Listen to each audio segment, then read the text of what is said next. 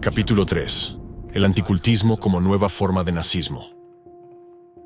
No afirmo a la ligera que el enemigo esté resucitando el nazismo bajo una nueva forma, ni comparo a la ligera los métodos de los nazis y los anticultistas. El hecho es que para el enemigo, el nazismo es un concepto muy cercano. En el Tercer Reich es donde encuentran sus raíces los modernos luchadores anticulto. Para entender toda la cadena de acontecimientos, es esencial saber que Hitler, en particular, y el nazismo, en general, se apoyaron en gran medida en la Iglesia protestante y en los movimientos anticulto de la época.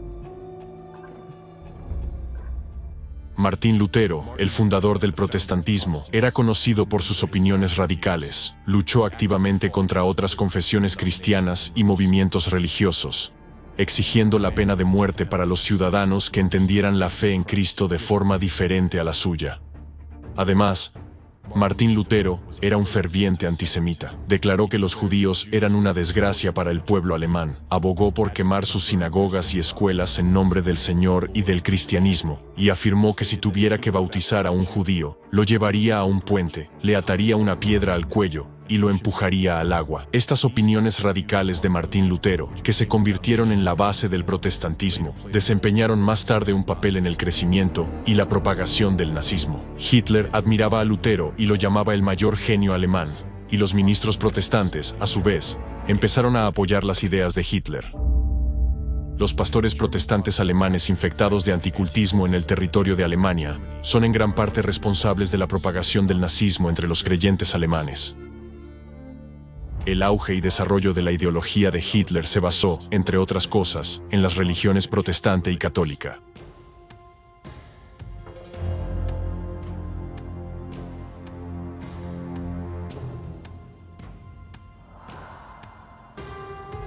Más tarde, incluso se prohibió a los ateos enlistarse en las SS.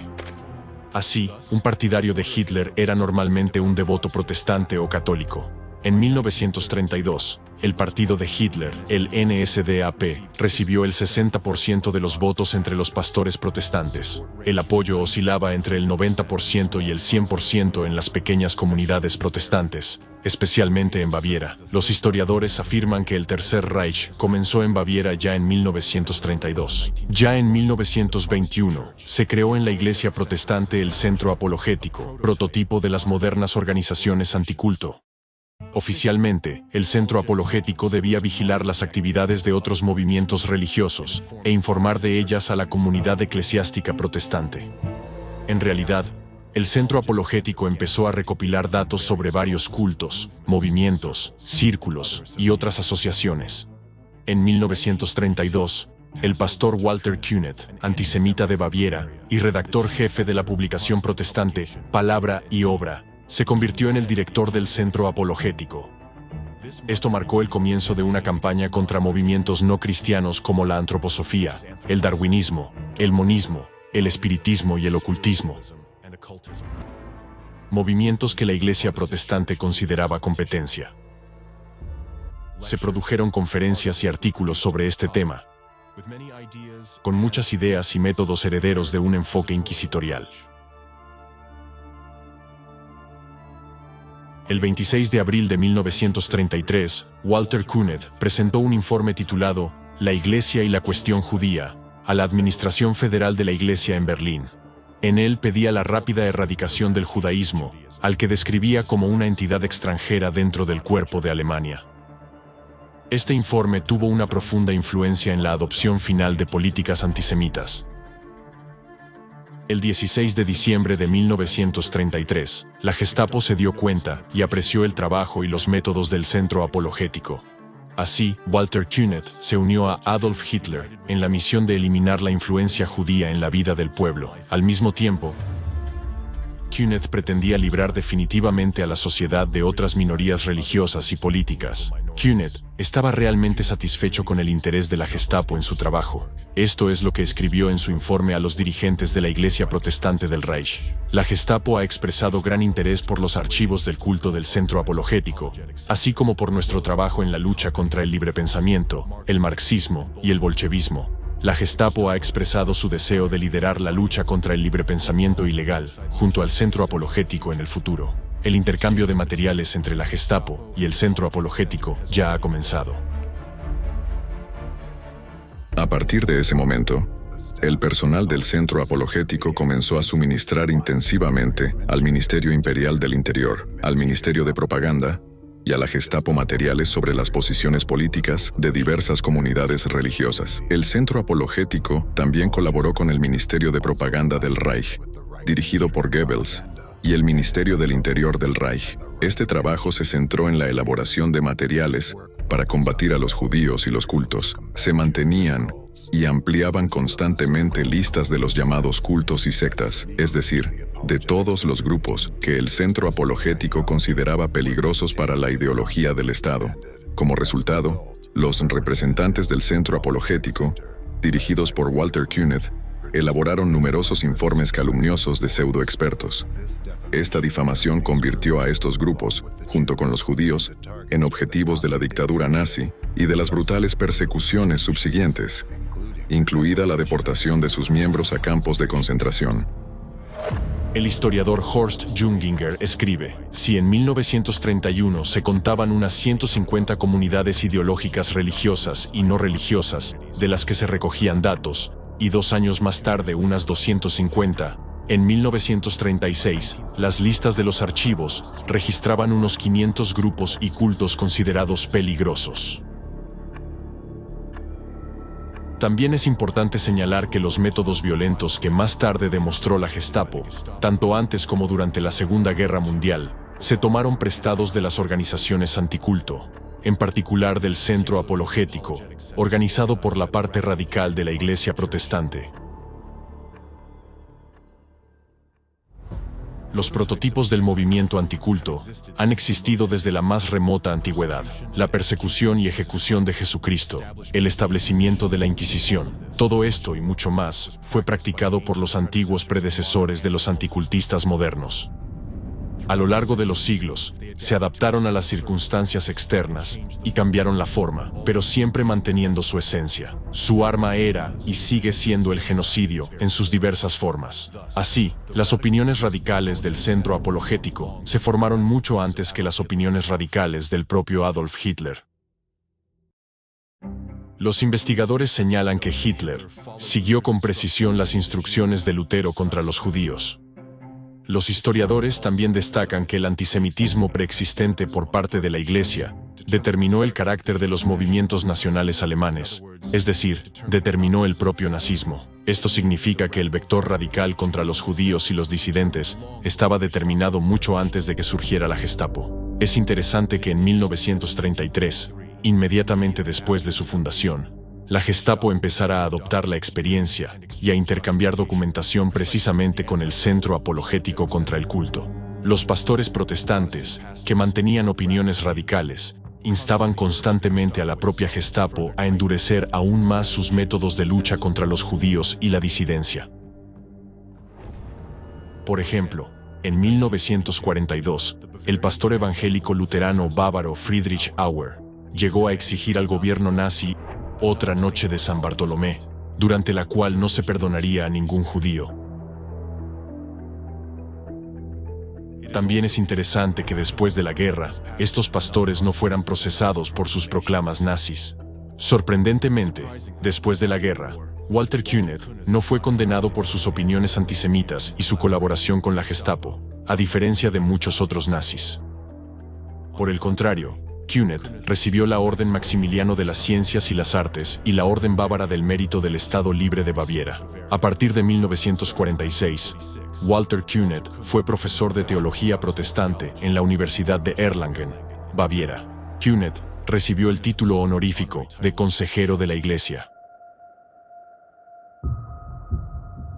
Ahora ustedes saben que fueron los anticultistas los responsables de que el nazismo fuera tan violento.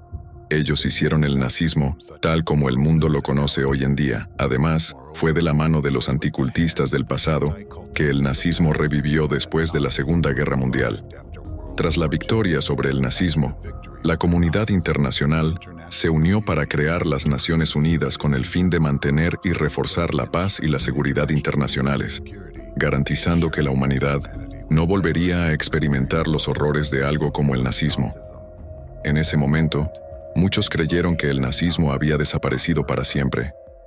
Sin embargo, en 1964, la Iglesia Protestante de Alemania restableció oficialmente el cargo de comisario para sectas y cuestiones ideológicas de la Iglesia Evangélica Luterana de Baviera, nombrando al pastor Friedrich Wilhelm Hack para el cargo. Se convirtió en el sucesor del legado nazi de Kühnet y en el principal ideólogo del anticultismo en Europa. En sus estudios sobre sectas y cultos en Baviera, Hack se refirió al Sektenerhebung, estudio de sectas, realizado por la Iglesia Evangélica Luterana de Baviera en 1930.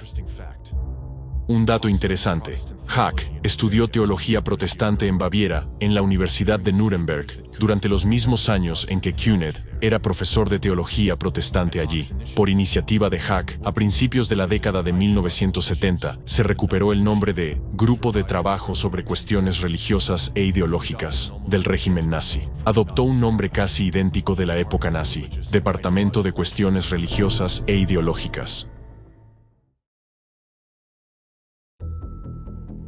Todo esto ocurrió en un momento en que el mundo y Alemania intentaban vivir una vida nueva, libre, respetando los derechos de todos. Las llamas del nazismo que habían envuelto a Alemania se habían extinguido, dejando tras de sí brasas humeantes que habrían acabado apagándose por sí solos, dejando el nazismo en el pasado para siempre, de no ser por Hack. Él rechazó de plano la Declaración Universal de los Derechos Humanos. Rechazó aquello por lo que los países, incluso los que habían sido enemigos, se habían unido. Rechazó los valores fundamentales aceptados por todo el mundo, valores de unidad e igualdad. En sus obras, Hack declaró: si entendemos nuestra fe correctamente, no tenemos derecho a permitir que los otros continúen en su fe. Fue por iniciativa de Hack que las conferencias y sermones sobre sectarios y cultistas comenzaron de nuevo en Baviera, donde las ideas nazis siempre habían sido poderosas.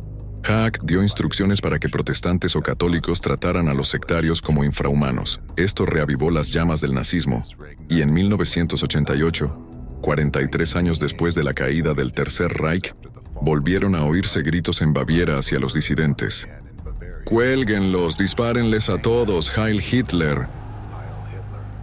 En 1990, el anticultista Hack elaboró una lista negra de los nuevos movimientos religiosos, las llamadas sectas o cultos. Solo 16 años después, el Tribunal Constitucional Federal de Alemania dictaminó que se estaba utilizando la difamación en la lucha contra estos grupos. Pero ya era demasiado tarde, pues en esos 16 años los esfuerzos de los anticultistas ya habían reavivado y extendido aún más las llamas del nazismo.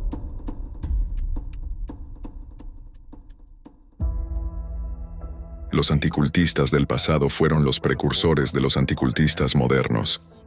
Los anticultistas nunca rompieron la línea directa de transmisión de sus conocimientos y métodos. Así, las organizaciones anticulto modernas se establecieron siguiendo el modelo del centro apologético nazi. Así, tras la Segunda Guerra Mundial, Wilhelm Hack ayudó a su hermano en la fe, también activista anticultista, Johannes Aagaard, a fundar el Centro Internacional de Diálogo en Dinamarca en 1973. Aunque el nombre del centro sugería un diálogo pacífico, no era más que una fachada. En realidad, Aagaard, como Kühnet en el centro apologético, era un cristiano anticultista que pretendía combatir las llamadas sectas totalitarias. Aagaard se burló públicamente de la primera enmienda de la Constitución de Estados Unidos, símbolo de una sociedad libre, calificándola de neurosis y afirmando que era antinatural a la naturaleza humana. El centro de diálogo tenía sedes en Grecia, Inglaterra, India, Irlanda, Rusia y Alemania, donde Hack fue vicepresidente. ¿Y quién cree que se convirtió en uno de los estudiantes favoritos de Aagaard, el alumno al que Aagaard defendía repetidamente en los tribunales? Ya han oído hablar mucho de él hoy, pero ahora entenderán de dónde sacaba todos sus métodos. El representante del centro de diálogo en Rusia era Alexander Dvorkin, alumno de Hack y estudiante favorito de Aagaard. Durante su exilio, Dvorkin colaboró estrechamente con Hack, Aagaard, su seguidor el pastor Gandow, y otros anticultistas europeos y americanos.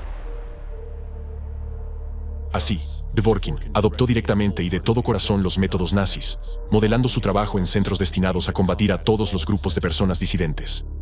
El cristianismo ortodoxo en Rusia está repitiendo ahora la historia del protestantismo en la Alemania nazi. Durante la época nazi, el anticultismo se introdujo en el protestantismo a través de las opiniones radicales de Martín Lutero. Y ahora, del mismo modo, el anticultismo ruso dirigido por el Ratzirs se ha infiltrado en la ortodoxia y la está envenenando desde dentro. La historia se repite.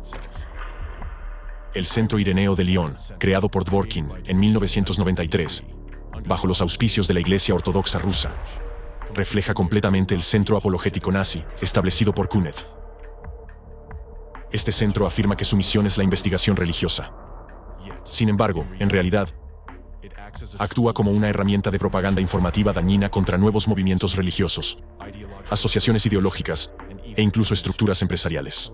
Su centro, en nombre del jerarca Ireneo de Lyon, ¿supervisa actualmente esas actividades en red? Bueno, por supuesto, hacemos todo lo que podemos siempre en la medida posible. Además, hay que tener en cuenta otro estrato, que existe un gran número de cultos no religiosos. Me refiero a todo tipo de cursos de desarrollo personal. Comerciales, por así decirlo. Comerciales también, son diferentes. Las comerciales incluyen organizaciones de marketing multinivel, por ejemplo, Amway o Herbalife, la más famosa. Aunque, de nuevo, hay muchísimas. De hecho, esos son psicoculto, quiero decir, pseudo-psicoculto. Es decir, todo tipo de formaciones de crecimiento personal, de aumento de la conciencia interior, de cómo descubrir la feminidad o la masculinidad en uno mismo, de cómo conquistar el corazón del sexo opuesto, y muchos tipos diversos. Dworkin introduce el término secta totalitaria y, al igual que Kuneth, da conferencias y escribe artículos sobre los peligros de las sectas y los cultos y el rechazo de los seguidores de la religión dominante a los sectarios. Al igual que Kuneth y Hack, Dworkin elabora listas de sectas totalitarias que, en su opinión, amenazan a la religión y al Estado. En sus discursos y conferencias, Dworkin utiliza incluso la misma retórica que los nazis del pasado. Por ejemplo, Hack rechazó categóricamente la Declaración de los Derechos Humanos por considerarla innecesaria. Dworkin afirmó que la debilidad actual de Europa es consecuencia directa de la sustitución de su alma cristiana por los llamados valores universales, que en realidad no significan nada. ¿Recuerdan cómo Kuneth decía que el judaísmo representaba una célula extraña en el cuerpo de Alemania que había que eliminar? Dworkin afirma: los cultos no aportan ningún beneficio a la sociedad. No conocemos a cultistas que sean escritores, artistas, compositores de música, filósofos, etc. Lo único que hacen es vaciar a la sociedad de sus recursos vitales, igual que un tumor canceroso extrae los recursos vitales del cuerpo hasta que acaba por destruirlo.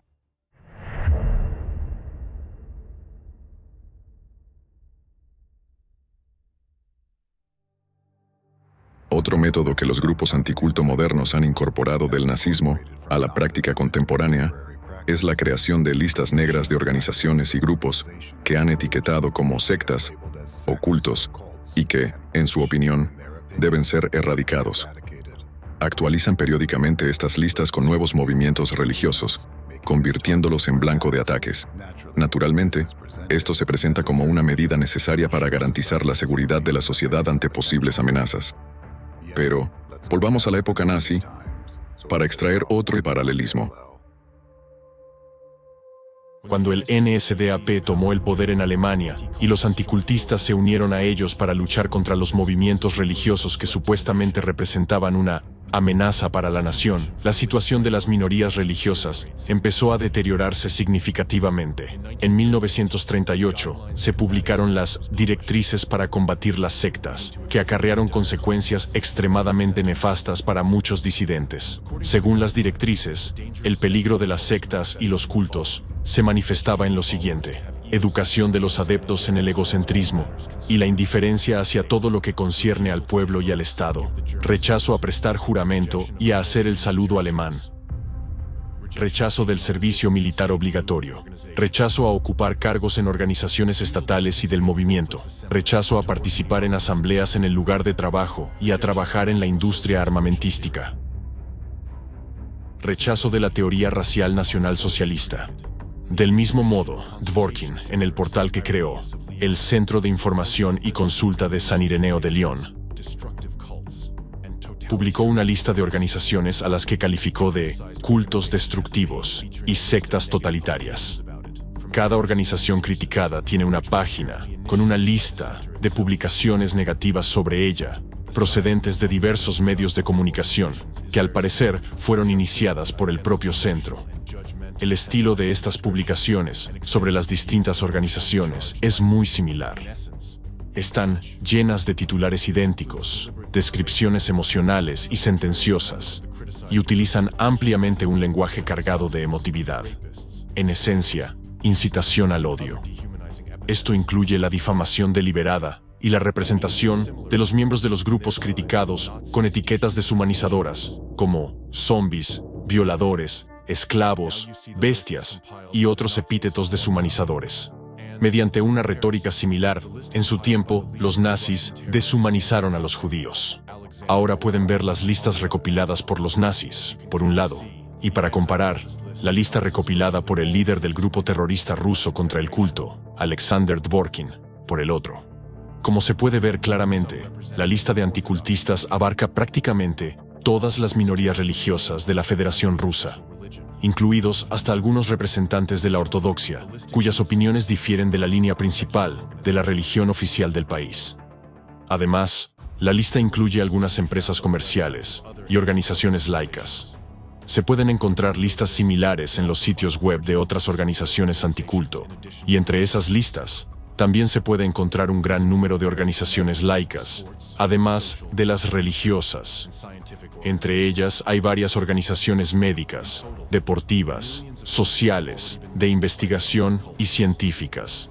En total, millones de personas ya han sido etiquetadas por los anticultistas. Esto demuestra la escala inimaginable de la campaña de acoso contra personas inocentes que el movimiento anticulto ha lanzado en todo el mundo.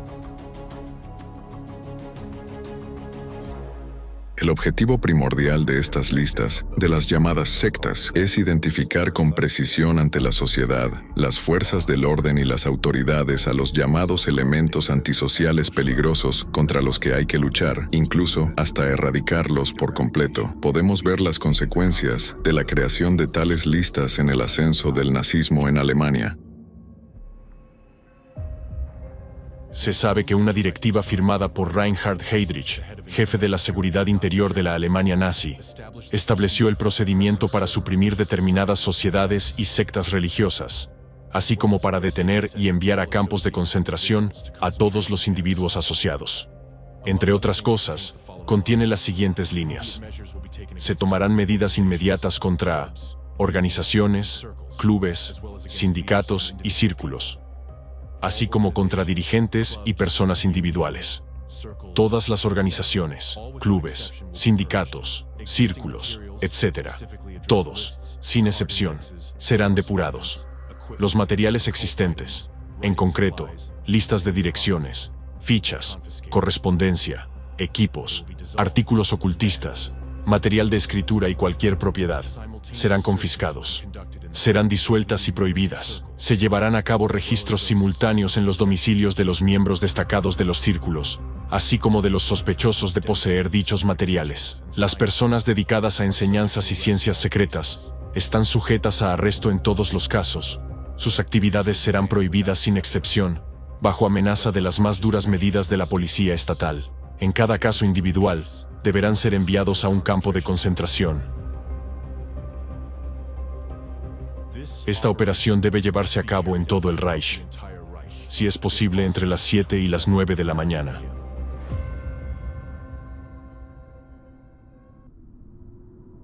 Al igual que hicieron los anticultistas en la Alemania nazi, Dworkin y su red de grupos anticultistas proporcionan a las autoridades material sobre los representantes de los llamados cultos y sectas. El centro de Dworkin emite dictámenes periciales, difamatorios sobre la naturaleza de diversos grupos, lo que incita a las autoridades a investigarlos y procesarlos.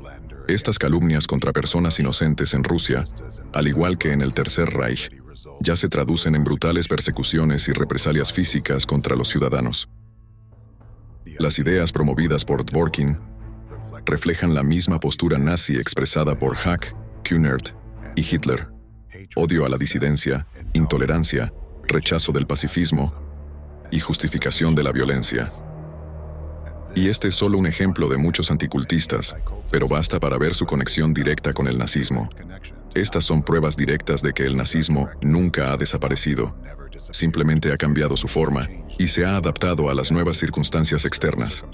Sin embargo, podemos observar una línea directa de transmisión de conocimientos, experiencia y métodos para combatir a los grupos de personas disidentes con el objetivo de su completa erradicación.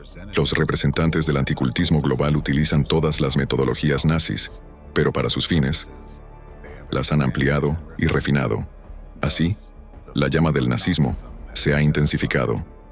Ahora ustedes ven pruebas que demuestran que el anticultismo global es una fuerza tremenda que ya ha adquirido un poder significativo y se esfuerza por alcanzar su objetivo: la destrucción completa de los valores democráticos y el establecimiento de un nuevo Cuarto Reich.